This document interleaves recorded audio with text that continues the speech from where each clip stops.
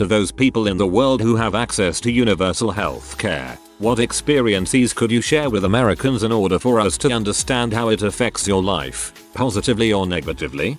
2 babies born via C-section. Total of 3 weeks in hospital. 1 baby in NICU and PICU for 6 weeks. All at no cost. 1 child with multiple challenges. 15 years of therapy and specialized education.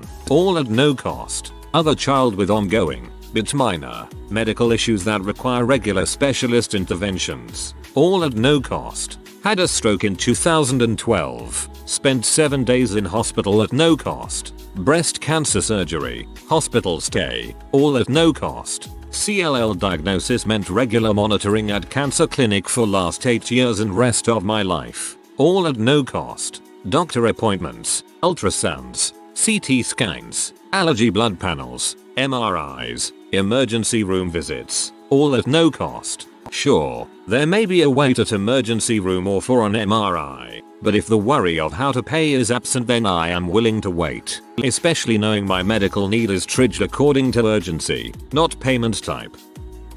Canadian here. I took our healthcare completely for granted until I attended a field school in the USA. Whilst there, one person starting suffering from such severe pollen allergies she could barely breathe. Over-the-counter meds weren't helping. She clearly needed stronger stuff. I couldn't understand why she didn't just go to the clinic in town. It completely blew my mind when she explained that she was spending a ton of time on the phone with her school's med insurance guys trying to figure out if she'd be covered, because the doc visit and needed prescription were so expensive. Bear in mind, grad students, that she basically wouldn't be able to afford anything else for at least a month or 2. Honestly, I couldn't have been more shocked. Here was an incredibly motivated, intelligent, badass contributing member of society getting leveled by something 100% out of her control, and the insurance guys were fussing that she was out of state. I honestly can't wrap my head around it. Why on earth wouldn't you want a system where people can get the help they need? I don't take our system for granted anymore, that's for sure. I am American. I now live in Scotland, where all of my medical care and medication is free. I just never have to worry about medical bills. Ever. I never have to worry about budgeting for insurance or medication. I never have to worry about needing tests or going to a specialist. All of that worry is just gone. If I have to go to the doctor, I go. Need a therapist? Get a few numbers and start making calls. If I need meds, I go pick them up. I never have to worry about would I call an ambulance or not. I don't even have to pay for birth control. I can even get free condoms and lube from the drugstore. It's been life-changing. All of that previous worry and anxiety, poof, gone. ETA, just in case there's any confusion, because I've received a couple of remarks. Thanks to stricter immigration laws, I now have to pay a £150 year NHS surcharge every time I renew my visa. Visa costs are high. It'll be years before we can even qualify for me to apply for citizenship, which will also be extremely expensive. My tuition costs are something like 10 times my husband's. We have to meet an income threshold for me to qualify for a spousal visa. I am required to pay all taxes, same as anyone else who lives here. I'm not getting any special, unfair free treatment by being an immigrant. It's been life-changing. You're much better placed to answer ARP's question than those of us who've grown up in the UK and pretty much take the NHS for granted. In a nutshell, everyone in the developed world has little gripes about their socialized single-payer healthcare system, but no one would trade it for the American system in a million years. Yup, I complain about having to pay out of pocket for dental, as I'm currently not insured through work, but then I read stories like the ones in this thread and realize how incredibly lucky I am. Canadian here. I've had some recent knee and stomach issues, so about 20 visits to medical centers, emergency, and specialists. I've had 4 X-rays, 2 ultrasounds and a MRI, not to mention 3 rounds of blood work, all in the last year and a half. All free, all worry-free, and the only one I had to wait for was the MRI. It's hard to quantify the price that level of care provides in terms of peace of mind. While the visits may be free, we do pay it with our higher taxes. UK here. Needed a prescription. Called my GP. Got an appointment. And prescription. Later that day. Appointment free. Prescription was a small charge, £8. Needed a fairly urgent outpatient checkup. Got one within 2 weeks. Ultrasound, biopsy and check all done within 4 hours. Results, happily negative. A week later, confirmed in letter. All free. Numerous emergency admissions as a kid. Ambulance, a treatment, inpatient stays plus numerous specialists, nurses, medicines and tests. All free. A childhood of outpatient checkups. All free. I pay tax at the highest rate and would happily pay more if needed to make sure the system works for everyone. It's not perfect but it mostly works. If you were in Wales you wouldn't have even had to pay for the prescription. The NHS is incredible.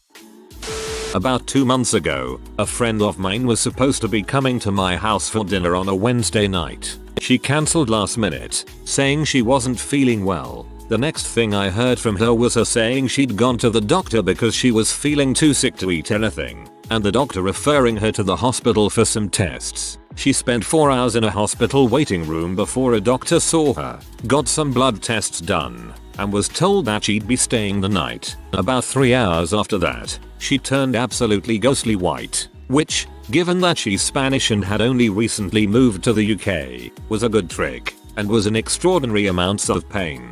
Her appendix had burst, according to the doctor who performed the surgery, who later came in to check on her. It was one of the worst cases he'd ever had. She was expected to leave after 2 or 3 days, depending on how she responded to the shitload of antibiotics they had her on. In the end, it took 11 days before she was well enough to come home. The biggest cost in the whole thing was me paying for parking when I went to visit her, and her buying a couple of boxes of chocolates to say thank you to the nurses. If she hadn't had access to the NHS, she might not have gone to the hospital at all, and if she had gone without insurance, it might very well have bankrupted her. As it is, the only issue she still has is a small appendectomy scar and a story about being off her tea on morphine and repeating surgeons are amazing to anyone who'd listen.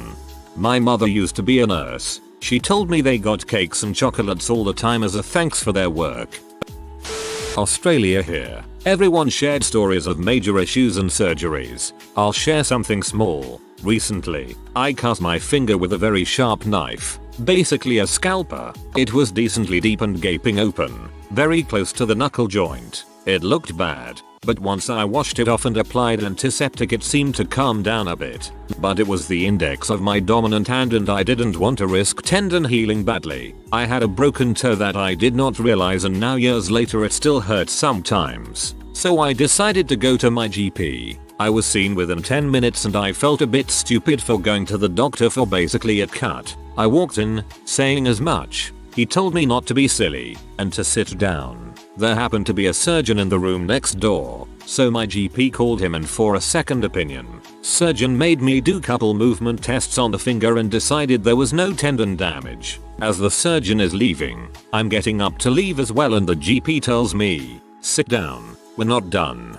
I say, it's okay, I'm sure you have more important things than looking at cuts. GP, this is not an urgent care facility. You're my patient now. You're my only concern right now. Me, it's just a cut. GP, you have a job, right? And you pay what some may consider high taxes, right? Me, yes, you could say so. GP, this is what those taxes pay for. First class standard of care. Sit down and let me clean this cut. He proceeded to clean the cut and close it until it looked like a very thin red line. He then showed me how to redress it in few days to make sure it does not open again. The cut healed perfectly, with a very thin clean scar, barely noticeable. This is nothing major, but it gave me such confidence in my doctor in Australian healthcare. I didn't feel like a number or rushed out the door. My concerns, which were probably overblown in hindsight, were taken seriously and I came out of it actually glad that my taxes were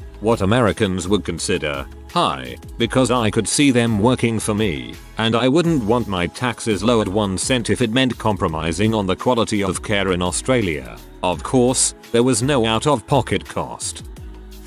My brother was in a car crash recently. He spent 3 days in an artificial coma. All his left rib were broken, collapsed left lung, broken pelvis, laceration on his liver and his spleen.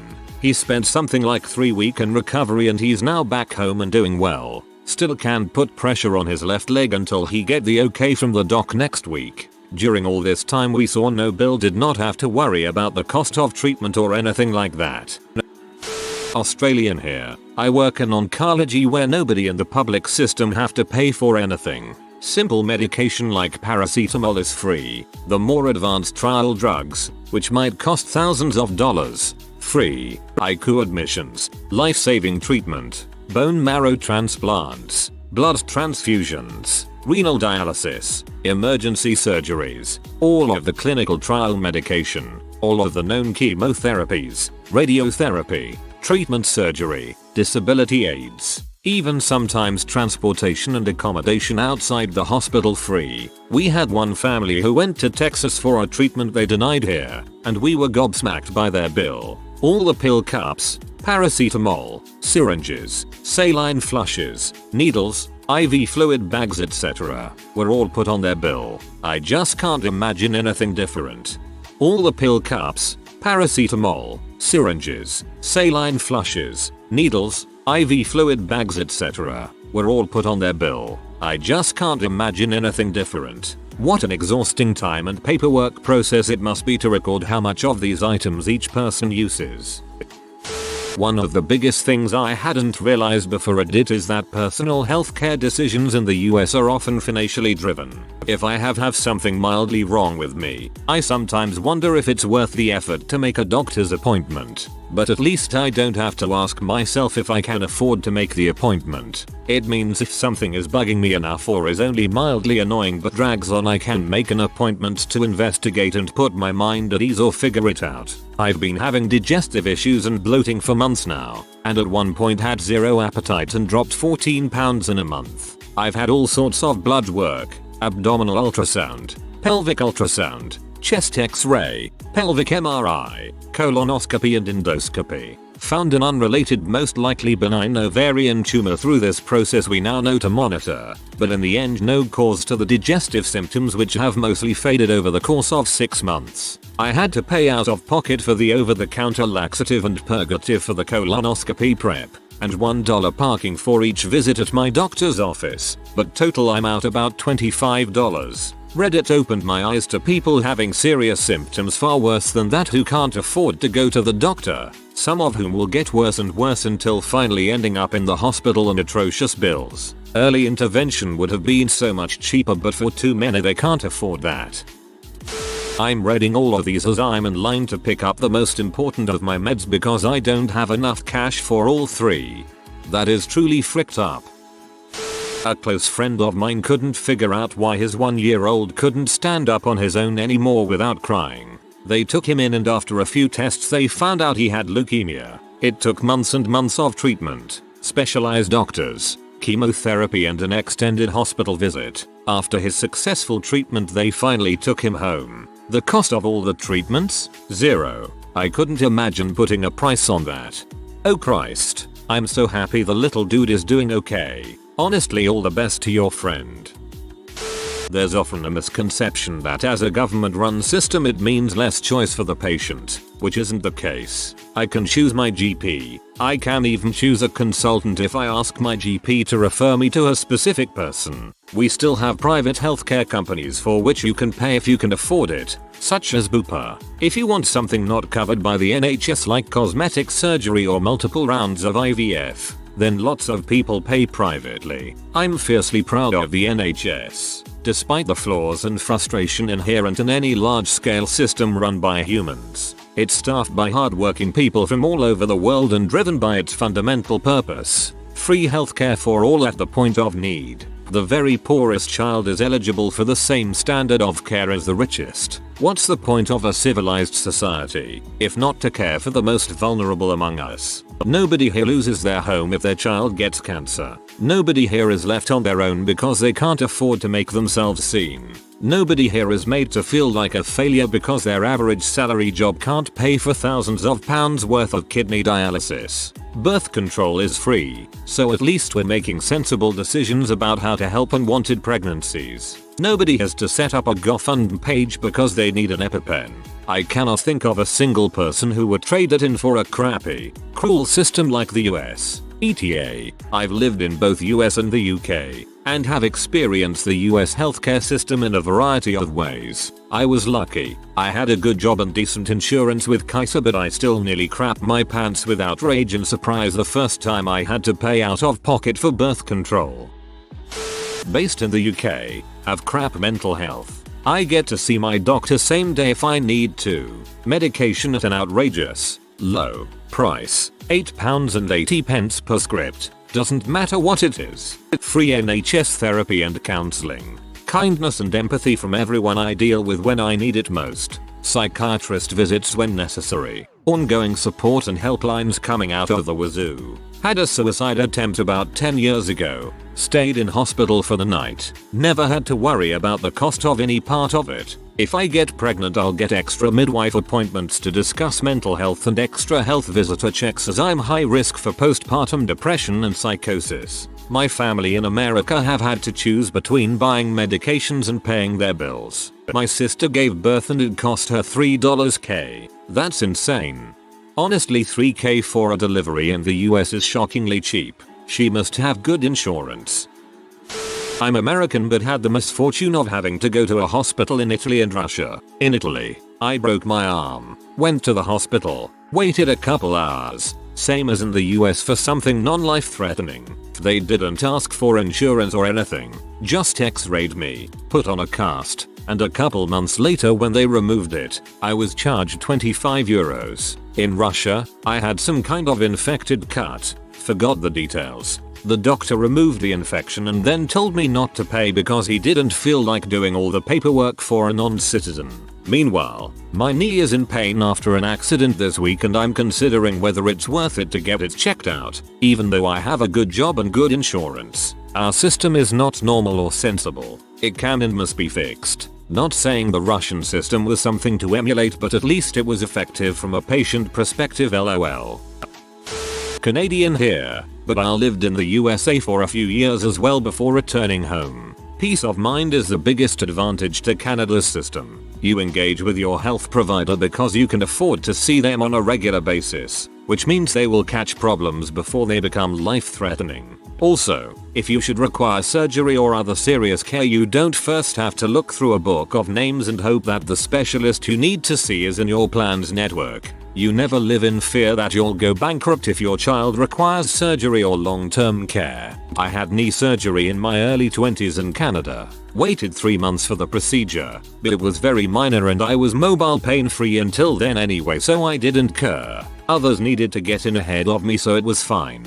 0 out-of-pocket cost, 0 monthly premiums, 0 deductible. I needed a similar procedure done after I'd moved to the States. The upside is that I only waited 6 weeks for the procedure, but then I was paying $100 month premiums for a basic health plan, had something like a $5,000 deductible, and then the plan covered 80% of whatever was left on the bill, more or less. The billing after the procedure is another headache we don't have to deal with in Canada. Trying to make sure we're not getting ripped off by the hospital or just paying for something by accident. Up here all we do is just go home and focus on recovering.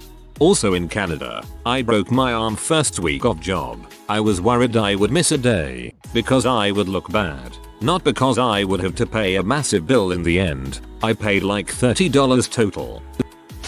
Positive. My grandma is cancer free without paying a dime. My dad got his freaked up foot fixed without paying a dime, and on top of that got some of his income from his insurance during the time he couldn't work. My Middle Eastern neighbor got his wounds from the war fixed. Negative. My parents are drowning in work, both medical professionals, and every time I come to visit them I hear those stories of sick people who get their stuff fixed. I'm a hypochondriac now. Thanks, Mom.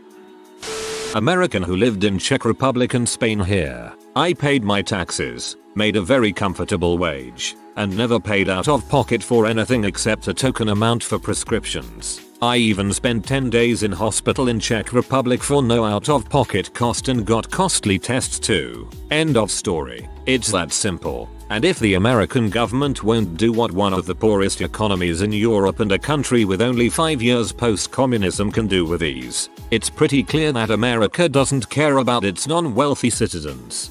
It's pretty clear that America doesn't care about its non-wealthy citizens. This is the stark other side of the American dream coin. It affects the everyday life in general. Not having to worry about potentially having debts the next day if some butthole runs you over or you crash with your bike. Also a huge part is that any serious and therefore expensive illness will be treated for free, almost no matter the circumstances. You don't have to pay for family members' operation costs, for example, in case of cancer. That's a huge relief. Also being able to leave a job you dislike. I have an American friend who hates his job and wants to go back to school but has health problems and his job provides insurance and covers his expenses. He is literally stuck there just so he can live. I'm a nurse. It's been said before, but when I've had issues that require further investigation, the cost is never something that concerns me. I will never have to worry about going into debt to pay for healthcare. I couldn't imagine what that would feel like. One thing many people don't know is that we also have a reciprocal healthcare agreement with United Kingdom, Sweden, the Netherlands, Finland, Norway, Malta, Italy, Belgium, Slovenia, the Republic of Ireland and New Zealand. This means a lot of the time, we can access their healthcare the same way a citizen there would. As part of my job in medicine in the UK, I sometimes find myself dispensing medication. Occasionally I look over to the right hand side of the screen, where the actual costs of the medication are listed. It is breathtaking. I have poor people, young people, families with young children, where there is chronic illness of some sort, not self-inflicted, asthma, inflammatory bowel disease, where I can see that, if the patient had to pay for this stuff, it would break them. And then I'm glad they don't know how much it costs. Sometimes, just sometimes, I mention the cost to the patient, just so they don't take it for granted, and so they don't throw it away, or not finish the course, and so they know that society is trying to support them. Me too, man, but I don't think I have ever disclosed the cost to them. Maybe once when someone complained about the prescription charge. Maybe we should do like the Tsar does and give a receipt with what it cost but then say but hey you don't have to pay. They do it to encourage you to donate. This would just be to make people aware of how much medicine and medical intervention costs. UK here. The NHS is a godsend for me and my family. I've broken multiple bones. Got mugged last year. Needed 16 stitches. 2 broken wrists and a concussion. Ambulance arrived in 15 minutes. Got me to hospital within another 10. Doctor sewed me up and I was allowed to leave a few hours later with my dad. All totally free. I have a schizophrenic mother who has been into the mental ward every year for the past 20 years. Her healthcare is free and only has to pay £8 every 2 weeks for her medication. Absolutely bizarre that people would not want this. Have a look at a prepayment certificate for mother. I think it's about £11 a month direct debit for as many prescriptions as you need. Should save her a £5 a month straight away, plus the cost of anything else she gets ad hoc. Canadian here. 1 year ago I suffered heart failure, diagnosed as long QT. 2 days after returning from deployment, I was induced into a coma for a while and was in the hospital for around 4 months plus the operation to insert the ICD I now have. After coming out I realized how lucky I am to be a Canadian and to have the level of healthcare we do. My family was taken care of beyond what I could have imagined and the treatment I received allowed me to have a second chance at life. Every medication I need, every treatment, even my parking passes are paid for through my healthcare plan. Brazilian here. More specifically a Porcelain Brazilian. The state make a difference in the quality of the service here. I can mostly say that beside the system is not perfect and has long lines and waiting time. It is useful for emergencies and long-term treatments. It is free and it would cost a crap ton of money on the private sector. Although, the system is not suited for the amount of people that use it, it is undersupplied and it has a disparity between states. Poorer ones get worse services. I live in Sao Paulo City, and I have a private insurance that comes with my job. It is not essential for my age, but it is convenient to me not. Closest hospital is private. It means I don't have to worry about health. I'm Australian. Cost and worry is just not something that crosses my mind. If I get sick I don't really think about the costs. I've never avoided the doctor because I couldn't afford it. Medicine is also typically affordable and prescription costs don't worry me either. I suppose it's just one less worry in life. I am very happy generally speaking with our healthcare. There's always things that don't work perfectly, but generally it's pretty good considering what goes on in some other countries. I've never met anyone who doesn't want public healthcare. I know right-wing people, but I've never heard anyone say we shouldn't have healthcare. It's not a common opinion. Maybe on the fringes. The conservative governments often try to trim the benefits and budgets, but they'd never try to throw the whole thing out. There's a fair bit of consensus that public health is good, and this isn't a hugely lefty country necessarily. It's not Nordic, with the exception of mental health. Australia's public mental health support is rather limited, and you typically need to pay for private health insurance or out of pocket for good care. Many people with mental health problems do avoid getting care as they just can't afford to pay for what the public system won't.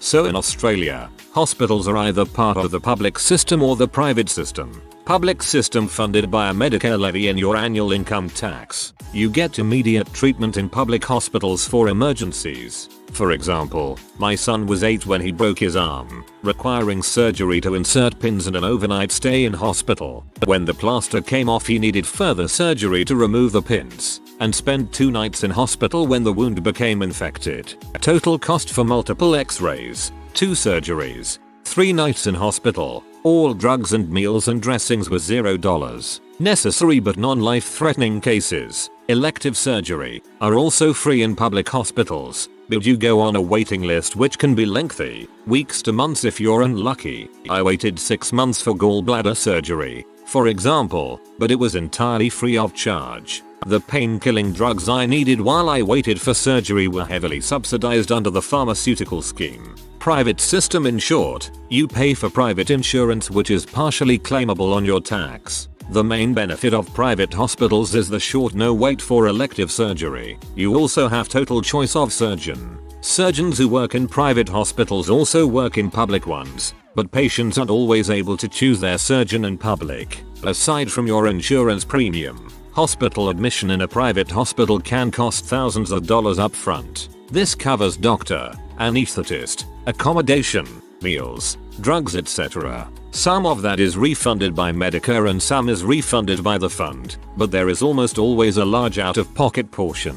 I went private for the birth of my children because I wanted assurance of my doctor and to stay in a quiet hospital. It worked out well for me, but that birth was much more expensive than one in a public hospital. As for non-hospital, i.e. regular, doctor visits, pathology, radiology, etc., they all attract Medicare rebates. Some doctors charge the Medicare amount, so the service is essentially free to the patient. This is common for kids, people on social security, etc. Most doctors charge above the Medicare fee though, so the patient pays full price then claims back a portion of the fee. Hope that helps you get a picture of what it's like here. If you are new to the channel, you can subscribe. I publish new videos every day. Until then, check another video.